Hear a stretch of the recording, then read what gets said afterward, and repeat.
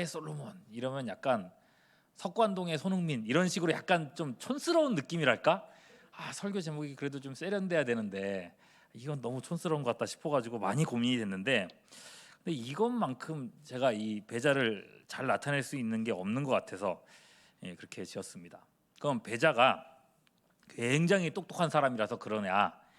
물론 굉장히 똑똑하고 탁월합니다. 그건 이제 얘기할 거고요. 근데 그것 때문은 아닙니다. 여러분, 솔로몬 생각해 보십시오. 솔로몬 어떤 사람이었어요? 하나님께서 지혜를 주셨는데 어떤 지혜를 주셨죠?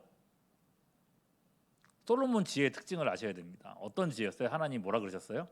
너의 전에도 없었고 후에도 없을 지혜라 그랬어요. 그러니까 역사상 제일 똑똑한 사람 얘기하면은 누구 얘기해야 돼요?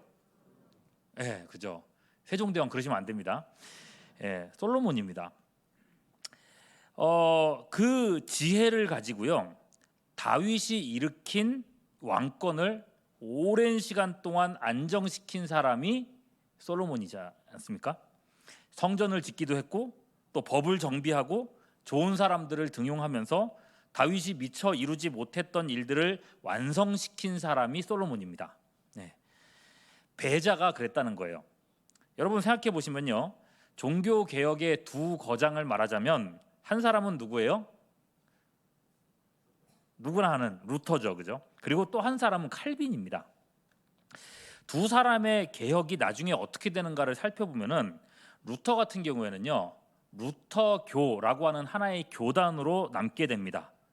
일개 교단 단체로 남게 돼요. 그 이상으로 이렇게 확장돼서 막 세계적인 어떤 그렇게 되지는 않더라고요.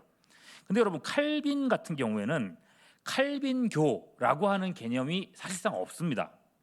심지어 개혁파에 속해 있는 교인들조차도 루터는 알아도 칼빈에 대해서는 이름도 모르는 경우가 허다합니다.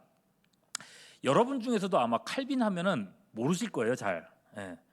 그럼에도 루터교 외의 대부분 개신교 교파들은요, 칼빈이 세워놓은 개혁사상과 교리 위에 세워져 있다는 말입니다.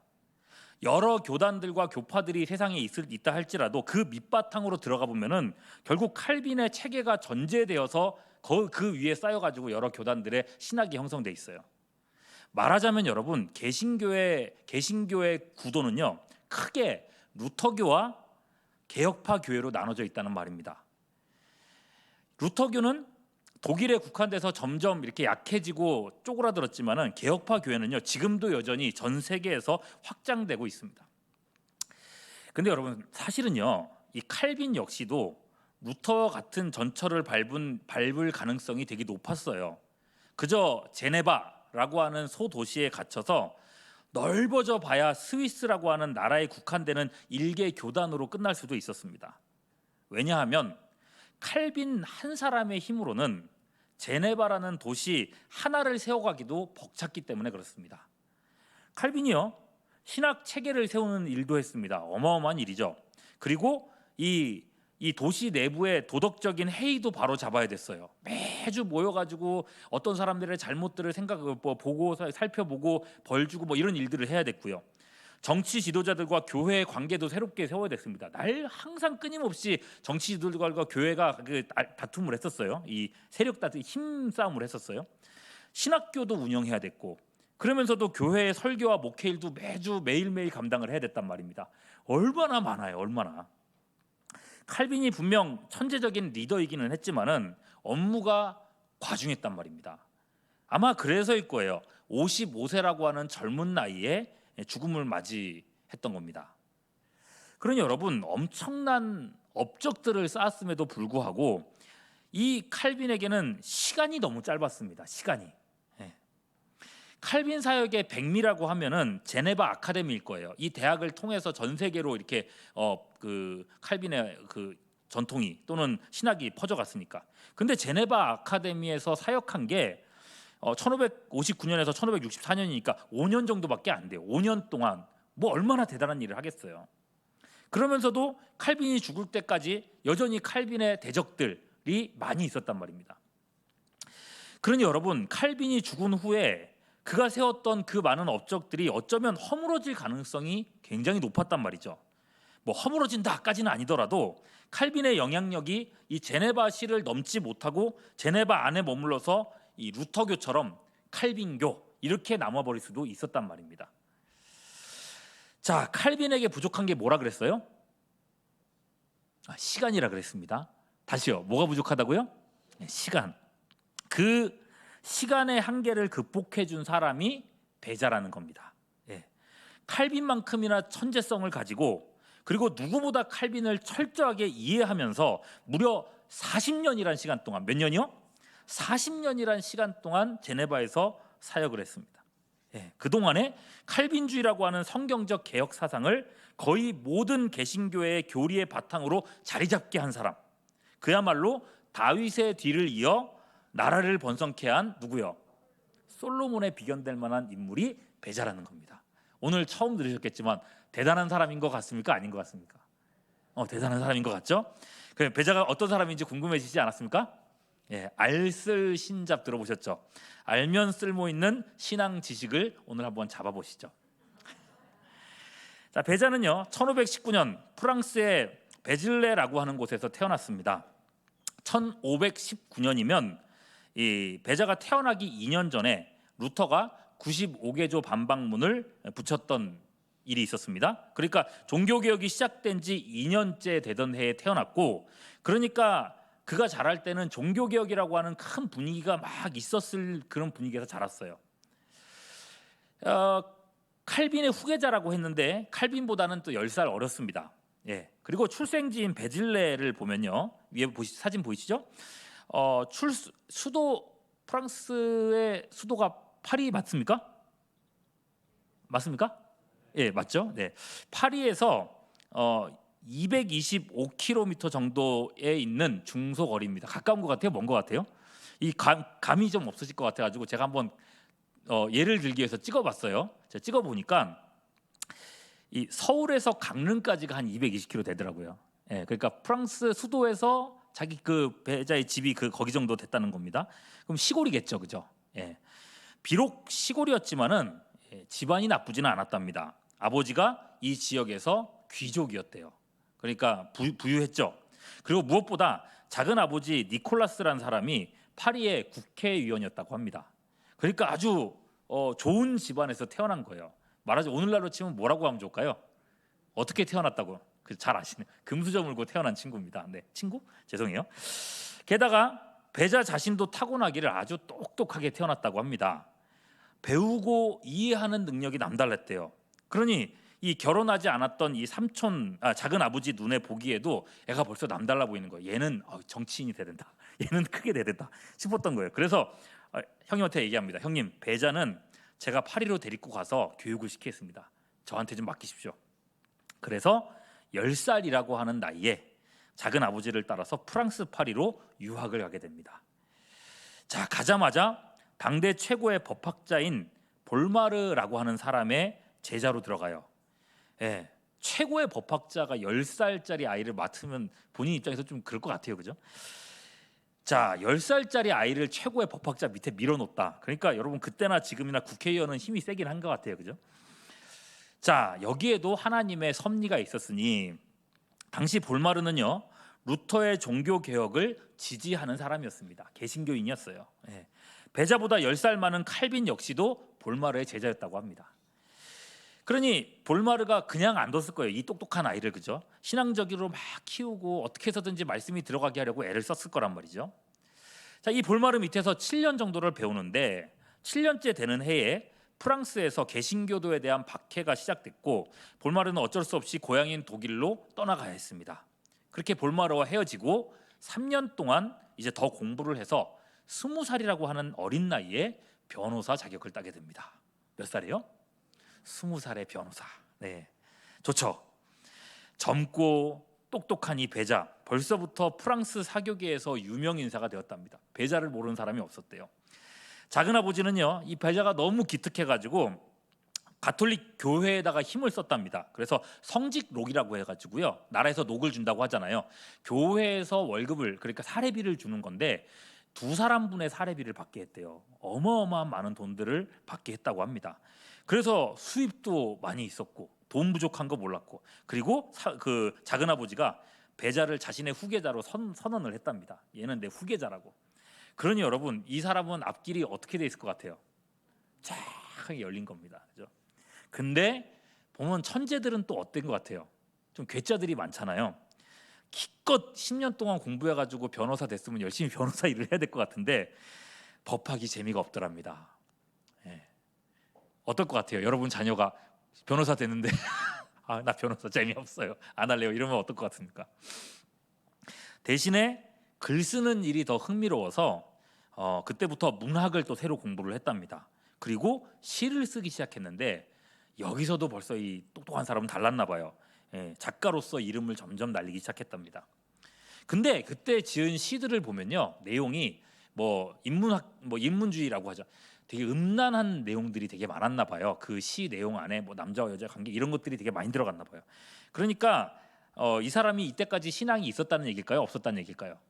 신앙은 없었던 것 같아요. 그럼 보면요, 볼마르 같은 이 신실한 교사라면 분명히 배자한테 막 예수 믿어야 된다 그러고 잘 살아야 된다 그러고 바르게 살아야 된다 많이 교육을 했을 건데 이 영향이 그렇게 크지 못했던 것 같아요. 그죠? 볼마르 같은 대가라고 할지라도 못 바꾸는 사람은 못 바꾸는 겁니다. 여러분 이거 인정하셔야 돼요. 안 되는 거예요. 안 될 때는 안 되는 거예요. 다 뭐가 있는 걸까요? 때가 있는 겁니다. 뭐가 있다고요? 때가 있는 거예요. 항상 생각하셔야 돼요. 급하면 안 돼요. 하나님께서 하실 이 때가 있다는 거. 뭐 이런 사람들 보면 알잖아요. 그 때가 배자가 29살 되던 1548년에 찾아옵니다. 그 해에 배자는요, 아주 중요한 두 가지 일을 겪게 되는데요. 하나는 시인으로서 정점을 찍은 겁니다. 예. 주베날리아라고 하는 시집을 내는데 이게 엄청난, 이 프랑스 사교계에서 엄청난 반응을 일으켰답니다. 학교, 사교계, 출판계 할 것 없이 다 배자를 찾아왔답니다. 나랑 같이 일하자고. 그러니까 여러분, 배자는 어떤 사람이에요? 뭘 해도 되는 사람, 그죠? 상류층이고 귀족이고 변호사고 잘 나가는 시인이고 미남이었대요. 잘생겼대요. 얼마나 부럽습니까, 여러분? 내 자녀가 이런 사람이라면, 또는 이런 사람하고 결혼한다면 부러울 게 없겠죠, 그죠? 자, 이런 참 최고의 정점을 찍었던 바로 그 해에 어떤 일을 또 한 가지 겪냐면은 사경을 헤맬 정도로 심한 병을 앓게 되었다고 합니다. 진짜 죽기 직전까지 갔다 그래요. 그게 아마 패스트였다고 하는 것 같은데 죽음의 문턱을 몇 번이고 오르내리면서 자신이 이루었던 것들, 자신이 누려왔던 것들이 얼마나 헛되고 얼마나 쓸모없는 것들인지를 깨달았대요. 너무너무 공허했대요. 이 돈도 명예도 성공도 내 죽음에서, 내 영혼에서 나를 건져줄 수가 없구나라는 걸 너무 철저하게 뼈저리 깨달은 거예요. 그때가 되어서 아마도 스승 볼마르의 가르침들이 하나하나 눈에 들어왔을 것 같습니다. 진정한 신앙이란 무엇인가? 나를 위해서 죽어주신 예수 그리스도에 대해서 그 사경 속에서 발견을 한 거죠. 보다 높고 순결하고 고귀한 삶이 있겠구나. 그가 알고 있었던 겁니다. 그죠? 그리고 그 말씀들을 통해서 주님을 만났고 무엇을 위해서 살아야 될지 그 사경 속에서 마음에 결단을 했답니다. 시간이 지나서 다행히 병이 나았지만은 그 마음은 변하지 않았대요. 주님을 위해서 살겠다. 그래서 이전처럼 사는 거, 이전처럼 막 잘 살고 돈 많고 이런 거 미련이 없었다고 합니다. 세상에 대해서 나는 나그네가 되겠다고 결정을 했다는 거죠. 그래서 하루아침에 프랑스에서의 모든 영광과 그 성공을 내려놓고 종교의 자유를 찾아서 어디로요? 칼빈이 사역하고 있는 스위스 제네바로 망명을 가게 되는 것입니다. 어디로요? 제네바라고 하는, 스위스의 제네바라고 하는 종교 개혁에 이제 칼빈이 일하고 있는 그곳으로 이제 가게 되는 거죠. 자, 그때가 1548년 29살 때의 일입니다. 자, 이 배자의 망명을 확인한 이 파리 고등법원은요, 즉시로 배자를 지명수배합니다. 그리고 재산을 몰수하고요, 그리고 화형을 선고합니다. 잡히면 그냥 태워 죽여라, 이렇게 된 거예요. 프랑스로 돌아갈 수 있겠어요, 없겠어요? 이제 못 돌아가게 된 겁니다. 제네바에서 아마도 그 인생 처음으로 배고픔이라는 것을 느껴야 했습니다. 하루아침에 먹고 사는 걸 걱정해야 되는 처지가 됐습니다. 선배님 칼빈이 있지 않습니까? 칼빈한테 찾아갔더니 물론 지도자로 있었지만은 제네바 사역들이 아직 자리를 잡지 못하고 있어서 베자에게 어떤 일도 제안을 할 수가 없었대요. 미안해. 이렇게 놔뒀다는 겁니다. 그렇게 곤란한 중에 다행히도 지도를 보시면요, 비레라고 하는 또 다른 개혁자의 부름을 받아서 로잔이라고 하는 지역 있죠? 이쪽에서 로잔 대학 아카데미에서 헬라어 교수로 일을 하게 됩니다. 언어학의 이제 교수로 일을 하게 되는 거예요. 자, 이곳에서 또 7년을 일하게 되는데 아마 이 7년 동안에 지금까지 신학을 공부했어요, 안 했어요? 안 했잖아요. 그러니까 신학에 대해서, 성경에 대해서 아직은 몰라요. 이 7년 동안에 칼빈의 사상으로부터 시작해서 성경과 종교 개혁의 신학들을 이제 이 똑똑한 머리를 가지고 섭렵을 하기 시작한 거죠. 그의 천재성이 이제 하나님을 위한 것으로 바뀐 겁니다. 이때에 칼빈의 신학을 두고 많은 논쟁들이 있었는데 그걸 다 섭렵하고 나니까 이게 보이는 거예요. 그래서 예정론, 이때 가장 큰 논쟁이 이제 예정론이라는 건데, 하나님이 우리를 택하신 거 아시죠? 이때 근데 그 논쟁이 뭐가 있었냐면, 하나님이 택하셨는데 아담과 하와가 타락하기 전에 택하셨냐, 아담과 하와가 타락하고 나서 택하셨냐, 요거 가지고 싸움이 있었단 말이죠. 자, 우리는 뭘 믿습니까? 타락하기 전에, 그죠? 하나님의 우리는 전능하신 거 이런 걸 믿기 때문에 타락하기 전에 택하셨다는 걸 우리는 믿고 있어요. 베자는요, 예정론 도표라고 하는 책을 내면서 칼빈을 지지해 줍니다. 칼빈에게 힘을 실어 줍니다. 그리고 이후에 세르베투스가 화형당하는 일이 있었는데 칼빈은 악마다 막 그러면서 그 시대 사람들이 막 욕을 했단 말이죠. 행정관리들에 의한 이단 처벌에 관하여라고 하는 논문으로 칼빈을 또 도와줍니다. 그리고 신학 성경 주석까지 쓰면서 신학자로서의 면모를 보여주고 있는 겁니다. 이 사람이 어떤 사람인가. 무엇보다 이런 활동들을 통해서 칼빈의 사상과 사역을 가장 잘 이해하는 사람이 베자라는 게 이제 드러나게 된 겁니다. 그렇게 40세가 되던 1559년에는 칼빈이 세운 제네바 아카데미의 초대 교장직을 칼빈이 제발 와서 해달라고, 당신밖에 없다고 해가지고 1대 교장을 이제 하면서 칼빈의 사역에 합류하게 되거든요. 자, 그 일이 있기 전에 베자의 성품을 알 수 있는 사건을 살펴보는 것도 좋을 것 같습니다. 여러분 생각해 보면은 천재야. 그리고 부자였어요. 그렇게 태어나서 그렇게 자랐어요. 그러면 성격이 어떨 것 같습니까? 엄청 부자고 천재야. 그럼 남을 이해할 수 있을 것 같아요? 없을 것 같아요? 일반적으로 그렇게 생각이 되죠, 그죠? 남에 대한 공감 능력이 부족하거나 아니면 사이코패스거나 좀 심한가? 그리고 뭐 좀 되게 좀 이기적일 거라고 생각하기 쉽잖아요.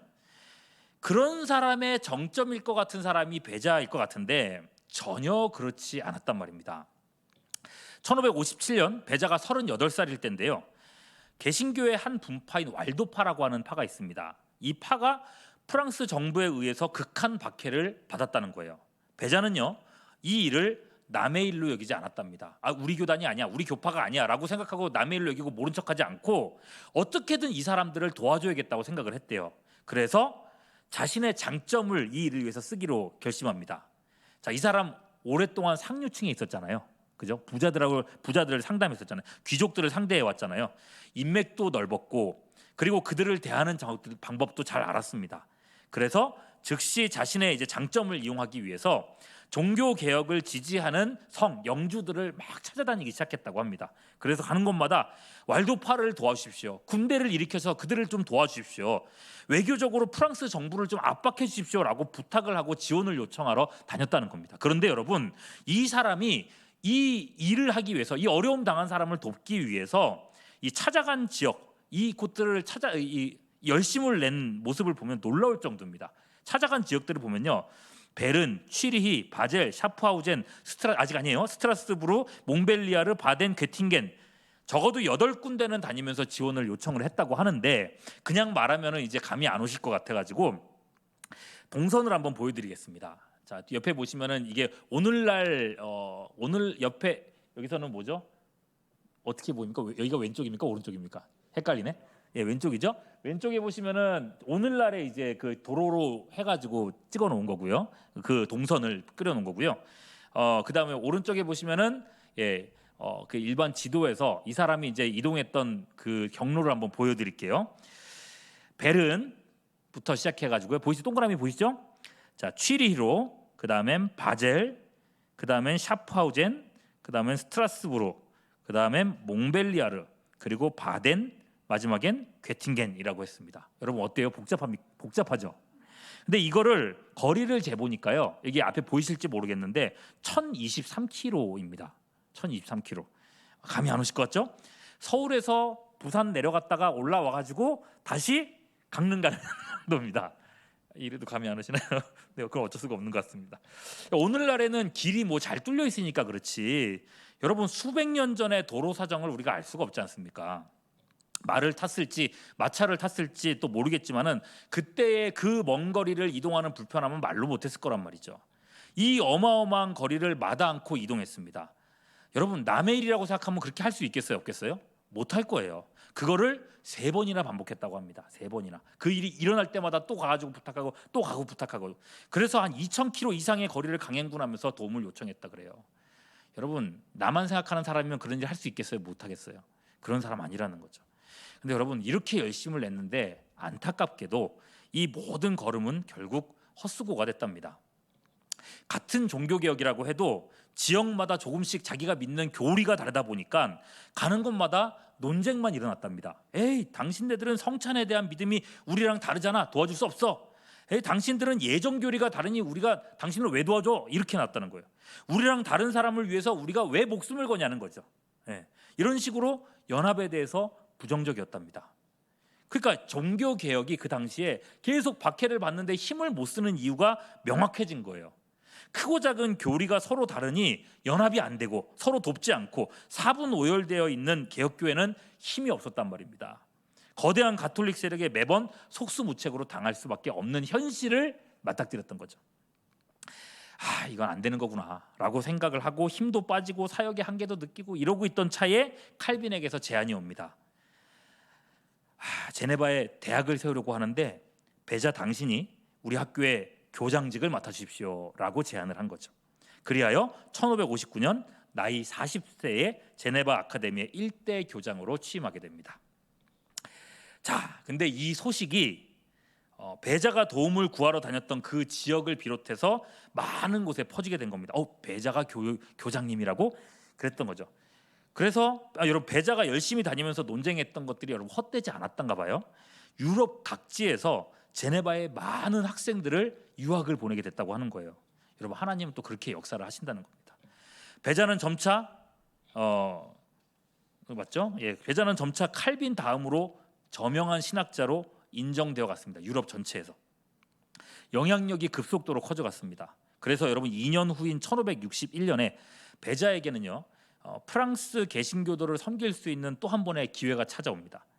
프랑스의 황태후인 카트린이라고 하는 사람이 종교를 통합하자라고 하는 명목으로 가톨릭과 개신교 각각에서 최고의 신학자들이 와서 한번 서로 토론해봐라, 누가 맞는지 보자, 이런 토론회를 개최하게 된 거예요. 그러니 여러분 개혁파 입장에서는 오랜 시간 동안 이어오던 박해를 이제 끝낼 수도 있겠다는 희망이 생기는 그런 일이었던 거죠. 그러니 여러분 이 일에는 누가 가야 돼요? 어설픈 사람이 가면 되겠어요? 안 되겠어요? 진짜 최고가 가야 되는 거예요. 개혁파 측에서는 누구를 보냈을까요? 여러분 프랑스에 있는 모든 목회자들, 개신교를 믿는 왕과 사람들, 학자들 할 거 없이 또 자신이 어떤 신학적 견해를 가지고 있었던지 모두가 한 사람을 딱 지목했습니다. 누구요? 누구겠어요? 제가 다른 사람 얘기 안 하고 있잖아요. 배자를 지목한 겁니다. 당신이 가야 된다고. 이 회의는요 프랑스 파리 근교의 푸아시에서 열렸고, 저 회의에 하는 모습인데요 벌써 이렇게 뭔가 살벌한 게 느껴지죠. 창 들고 있는 사람 보이시죠? 여차하면은 싸움이 붙을 수도 있기 때문에 서로가 창 들고 칼을 들고 딱 준비해가지고 싸움 붙으면 우리 학자를 지키겠다는 마음으로 이렇게 있었던, 살벌한 회의였던 거예요. 자, 열렸고요. 1561년에 8월 23일에 1차, 9월 9일에 2차, 9월 23일에 3차에 걸쳐서 3번 진행됐는데 막상 희망을 품고 회의를 와서 보니까 사실 회의가 회의적이었습니다. 의미가 없었다는 얘기입니다. 회의를 개최한 목적이 왕가의 정치적 이득이었던 거고, 상대편인 가톨릭 학자들은요 여전히 거만한 자세로 개신교 목회자들 일방적으로 정죄하고 그렇게 나섰다는 것입니다. 개신교 측의 말은 전혀 전달되지 못했대요. 그러니 여러분 이 일도요. 그렇지만 이 일 역시도 이렇게 막 헛되게 보이는 이 일 역시도 하나님의 섭리였답니다. 베자는요, 이 일을 통해서 종교개혁 여러 분파들 중에서도 지도자의 위치를 확실하게 굳히게 됐던 것입니다. 향후에 일어나는 모든 개혁파 교회 회의에서 베자는 당연하게 중심 인물이 되었고, 베자가 따르는 칼빈의 신학이 유럽 전역에서 자리 잡게 되는 계기가 됐다는 것입니다. 그 얘기는 좀 이따 하기로 하고요. 여러분, 이때에 베자는 개인적으로 안타까운 일을 겪게 돼요. 얼마나 안타까운지. 베자가 파리에 왔다는 소문을 듣고 베자의 아버지가 베자에게 편지를 쓴 겁니다. 너와 나의 신앙은 다르지만 너는 여전히 내 아들이다. 보고 싶다. 이렇게 편지가 온 거예요. 베자가 1548년 29살 때 프랑스를 떠났고 지금은 42살이니까 아버지를 못 뵌 지 몇 년 됐어요? 갑자기 이렇게 산수 문제를 내면 힘들죠, 그죠?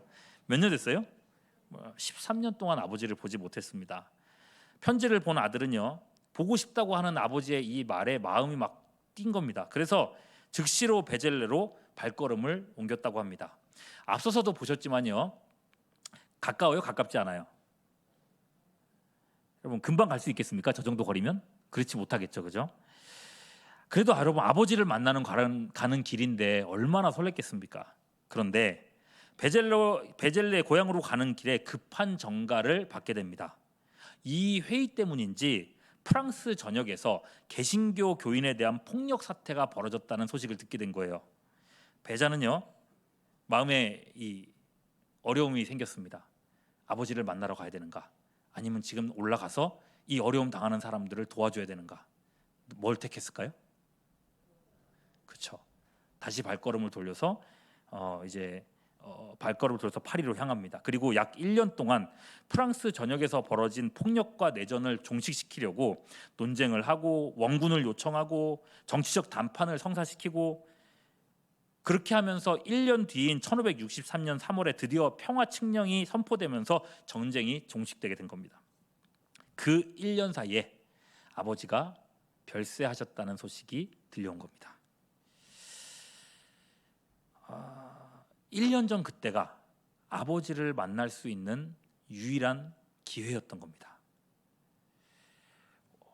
혼자만의 생각이에요. 이때 발걸음을 돌렸던 것이 베자 마음에 평생 한으로 남지 않았을까, 그런 생각. 근데 동시에 또 드는 생각은 부르심의 무게입니다. 그래도 그가 이 포기한 것으로 인해서 얼마나 많은 사람이 살 수 있었을까를 생각해 보면, 그죠? 하나님의 부르심의 무게라는 게 얼마나 큰가, 이런 걸 좀 생각해 보게 돼요. 자, 그렇게 프랑스에서의 험난한 일정을 마치고 고향과도 같은 제네바로 돌아옵니다. 돌아와서 보니 이번에는 칼빈의 건강이 심상치가 않습니다. 그리고 약 1년 뒤인 1564년 5월 27일에 칼빈이 이제 하나님의 부르심을 받습니다.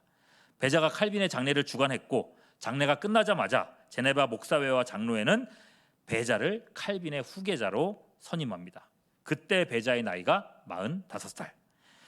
자, 45살 때부터 86세에 하나님 부르심 받을 때까지 약 40년 넘는 시간을 제네바의 지도자로서 사역을 했단 말입니다. 그러니까 제가 지금까지 막 얘기했던 다니면서 했던 이런 모든 내용들, 베자의 이야기들은요, 그야말로 전반기에 불과했던 거예요. 사역으로 치면 7년 정도밖에 안 돼요. 그러면 제네바에서 있었던 그 40년, 베자에게 어떤 이 40년 동안의 특별한 사건이 있었는가? 여러분들에게 제가 막 얘기해 줄 수 있을 만한 아버지와 관련된 그런 얘기처럼 감동적이고 그런 얘기들이 있었는가? 별로 없더라고요. 여러분들에게 재밌는 얘기 하나라도 좀 찾아드리고 싶어가지고 막 책을 많이 뒤져봤는데, 어느 책을 뒤져봐도 이후의 베자는요, 오로지 제네바를 안정시키는 것과 칼빈의 사상이 변질되지 않고 정착하는데 온 힘을 기울였다, 이거밖에 없습니다. 그러니 여러분, 제가 지금부터 말씀드리려고 하는 것은 베자가 겪은 특별한 사건, 이벤트 이런 게 아니에요. 선배들이 일으켜놓은 개혁이 안착하기까지 베자가 버텨준 40년이라고 하는 이 시간, 정말 심심하기 거지없는 이 40년이라고 하는 시간 그 자체입니다. 여러분, 이 40년의 가치는요, 세 가지로 얘기할 수 있을 것 같아요. 이거 하고 나면 끝납니다. 베자의 40년, 그 첫 번째 가치는요, 제네바가 종교 개혁의 중심지로 확실히 자리매김을 했다는 것입니다. 여러분 제네바는요 개혁파 교리가 자리를 잡으면 얼마나 멋지게 될 수 있는지를 온 세계에 보여주는 교보제가 됐습니다. 목사회, 장로회가 유기적으로 잘 연합되었었고요. 교인을 올바르게 세우기 위한 치리가 정당하게 집행되었다고 합니다. 예를 들면 이런 거예요. 아내를 때린 사람에게는 수찬정지다. 여러분 수찬정지가 항상 말씀드리지만 그 당시엔 굉장히 무서운 거였습니다. 성찬식 못한다는 게 그냥 일반적인 너 안 마시면 그만이지 이런 정도가 아니었어요. 이건 그 시대에서 그 사회에서 뭐라 그러죠? 이 완전히 그냥 그 제외되는 그 정도의 수준이기 때문에 하나님 나라에서 구원받지 못했다는 선언일 수도 있기 때문에 굉장히 중요한 거였습니다. 또는 지방 정부와 협력해 가지고 교회가 사람을 때리거나 그럴 수는 없잖아요. 벌 주거나 그럴 수는 없잖아요. 지방 정부와 협력해서 도박하는 사람에게는 태형이다. 이런 거를 이제 교회에서 회의를 통해서 결정을 하기도 하고, 외설적인 행위, 신체 노출을 하면은 열흘간 감옥에 갇히기도 하고 그런 것들도 했다고 합니다. 교회가 뭐 그런 거래. 근데 여러분 당시에는 워낙에 도덕적으로 막 해이해져 있었기 때문에 이런 정책들로서 사람들을 교화할 수밖에 없었다는 걸 기억하시면 좋겠고요. 이로써 교회는요, 이 도시는 점점 더 성경적인 윤리 의식이 자리 잡았고 치안도 안전해졌다고 합니다. 그리고요, 교회도 마찬가지, 교회 생활도 예배를 빠지거나 지각을 하면 벌금형을 냈다고 합니다. 적은 돈이 아니에요. 많이 내게 했다고 해요. 그리고 신성 모독하는 말을 했다. 1시간 동안 이게 묶어가지고 이렇게 있는 벌도 받게 했다고 합니다. 또 그런 가운데 목회자들이 그럼 막 벌만 주냐? 아니죠. 사람들이 하나님 말씀대로 살 수 있도록 말씀 연구에 몰두해서 레위인들처럼 성도들을 막 다니면서 교육하는 일들도 했다고 해요. 그렇게 하니 예배의 질서가 잡히기 시작합니다. 하나님의 임재와 은혜를 경험하면서 사람들이 변화되기 시작했다는 거예요. 그러니까 여러분 도시가 완전히 달라진 거죠. 깨끗한 도시가 된 거죠. 다음 주에도 살펴보겠지만요, 존 낙스 같은 영국 출신의 개혁자가 제네바에 방문해서요, 이 질서, 경건성, 시민들의 도덕성, 그 시대 어디에 가도 없었던 그 깨끗한 도시의 모습을 보고서는요 극찬을 했다고 합니다. 뭐라고요? 같이 읽어볼까요? 시작. 가장 완전한 그리스도의 학교가 여기 있구나. 여러분 유럽 전역에서 이걸 보고 싶어서 개혁파를 따르는 수많은 사람들이 제네바로 유학을 왔고 교육을 받습니다. 그리고 칼빈의 개혁 교리를 배워가지고 다시 고향으로 돌아갑니다. 어떤 일이 벌어졌을 것 같아요? 시간이 지날수록 어떻게 됐을 것 같아요? 칼빈의 신학 사상이 유럽 전역으로 퍼져가고 자리를 잡았다는 것입니다. 화살표 보이시죠? 제각각이었던 신앙들이 이제는 일체된 신앙 고백으로 바뀌어갔던 거죠. 배자가 오랜 시간 동안 개혁의 불씨들을 지켜주지 않았다면은 이 정도의 영향력이 생겨날 수 없었을 겁니다. 자, 그리고 배자의 40년 그 두 번째 가치는요, 칼빈의 신학 체계를 개혁파의 표준이 되게 했다는 것입니다. 앞서 얘기했던 것처럼요, 배자는 온 유럽에서도 가장 탁월한 신학자로 인정받았습니다. 각종 종교회의 그리고 신학 토론회 이런 곳에서 배자는 항상 사회자였고 좌장의 역할을 감당했습니다. 그리고 배자는 그 역할을 적극적으로 활용했습니다. 예를 들어서 1572년에 라로셀에서 열린 프랑스 전국 총회에서 배자가 의장이 되는데, 이때 갈릭 신앙 고백서라고 하는 게 비준되는데요. 여기서요, 성찬에 대해서 칼빈의 영적 임재설이라고 하는 내용이 표준으로 들어갑니다. 이 무슨 말인가 하면요, 당시에 성찬에 대해서 세 가지 이제 큰 논쟁이 있었는데, 하나는 루터파의 성찬 공제설이에요. 들어보셨죠? 뭐라고요? 공제설. 예수님의 몸이 떡 위에, 떡 아래, 떡 안에 실제로 존재한다라는 얘기입니다. 무슨 말이냐면은 예수님이 부활하신 몸으로서 여기에 계신다는 거예요. 여러분 그거 믿으세요? 안 믿으세요? 예수님의 몸은 지금 어디 있습니까? 부활하신 몸은 하나님 우편에 계십니다. 지금 여기에 계세요? 안 계세요? 근데 칼빈이다 누구죠? 루터는 여기에 있다고 이렇게 믿은 거예요. 자, 이게 공제설이고요. 츠빙글리의 성찬설은 기념설이라고 해서요, 성찬 자체는 아무 효용이 없다, 그저 예수님의 피 흘림과 구원을 단순히 기념하는 거다라고 하는 그런 것이었는데, 그 둘 다 아니라고 하는 거죠. 예수님은 영적으로 이곳에 임재하시고 성찬의 자리에 임재하시고 우리는 성찬 시에 하나님의 잔치상에 올려진다라고 하는 개념. 칼빈의 영적 임재설이 프랑스 개혁 전체 개혁파의 기본으로 자리 잡게 만들었다는 것입니다. 그리고 그게 오늘날 우리의 신앙 고백이에요. 또 1587년 베른에서 또 회의가 열렸는데 보편구원론과 제한 속죄론에 대한 논쟁이 벌어졌어요. 말씀드릴게요. 보편구원론은 예수님을 믿건 안 믿건 결국 다 어떻게 된다고요? 보편구원 뭐예요? 다 구원받는다는 거예요. 예수님 안 믿어도 하나님 사랑이신데 뭘 지옥 가도 하나님이 결국은 나중에는 다 구원해 주실 거 이거예요. 반면에 제한 속죄론은 오로지 택함 받은 사람에게만 구원의 은혜가 있고 유기된 사람들은 영원한 지옥 형벌을 받는다. 그들에게는 두 번의 기회가 없다라고 하는 내용입니다. 이 회의에서 배자는 성경의 가르침을 명확하게 제시했고 제한 속죄론을 오늘날에 이르는 정통으로 인정하게 만든 것입니다. 이런 것들 다 말할 수가 없어요, 여러분. 중요한 건 여러분 배자를 통해서 칼빈의 이 사상들이 유럽 개혁교회의 표준이고 정통으로 자리 잡게 되었다는 것입니다. 그렇게 유럽 교회들은요 칼빈파로 남는 게 아니라 칼빈의 신학을 공유한 개혁파 교회들의 연합으로 커져갔던 것입니다. 루터파처럼 고립되지 않고 유럽 전역을 넘어서 전 세계로 확장되는 신학 체계로 자리 잡았다는 것입니다. 지금도 여러분 우리나라에 수많은 기독교 교단들이 있습니다만 그 뿌리를 살펴보면요 대부분이 칼빈의 하나님 중심과 성경 중심의 원리가 녹아 있는 것을 알 수 있습니다. 그 역할을 배자가 이 40년 동안 해왔던 거죠. 그리고 마지막, 졸음이 오시는 분들은 드디어 마지막이니까요. 40년 배자의 사역 가치는요 개혁교회를 연합시켰다는 겁니다. 어떻게 시켰다고요? 연합시켰다. 앞서서 배자가 박해받는 교회를 돕기 위해서 얼마나 애썼는지 우리 봤잖아요. 이런저런 교리적인 차이점들 때문에 결국 모든 일들이 무산됐던 사실을 봤습니다. 그 순간에도, 그 무산되고 있는 그 순간에도 많은 사람들이 죽어갔으니 배자에게 있어서는 가장 큰 아픔이었을 거란 말이죠. 40년간 유럽의 신학들이 일체돼 갔다고 했습니다. 개혁파 교회들이 이제는 서로를 남으로 여기지 않게 되었습니다. 배자는 유럽 각지의 개혁파 지도자들, 영주 왕들과 끊임없이 서신 교환을 하면서 우리는 같은 신앙을 갖고 있어 라고 강조했습니다. 그런 가운데 1572년 프랑스에서요, 잘 아시죠? 성 바돌롬의 축일에 학살이 잔행되었습니다.